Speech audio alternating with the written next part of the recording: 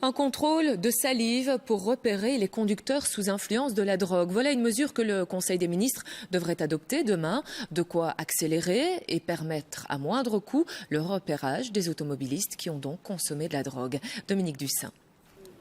C'est un problème qui reste encore aujourd'hui largement sous-estimé, car les contrôles sont fastidieux et coûteux. Pourtant, si on en croit les contrôles actuels, réalisés, il est vrai, suite à des soupçons des policiers, 10% des personnes testées roulent sous l'influence de stupéfiants, contre 3% pour l'alcool.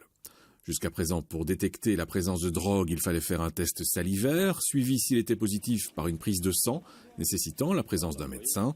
Demain, les nouvelles mesures devraient permettre de se contenter des tests salivaires, ce qui permettra de multiplier les contrôles. Demain, cette procédure sera totalement simplifiée. Il suffira une nouvelle fois de reprendre de la salive de la personne et une simple analyse en labo suffira. Plus besoin de prise de sang, plus besoin de médecins sur place, donc un contrôle beaucoup plus facile de la prise de drogue sur nos routes pour l'ensemble des conducteurs.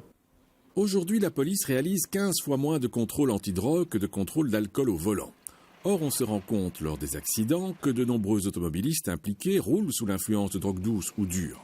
Les nouvelles mesures de simplification des contrôles antidrogue seront examinées demain au Conseil des ministres et pourraient entrer en vigueur dès l'été prochain.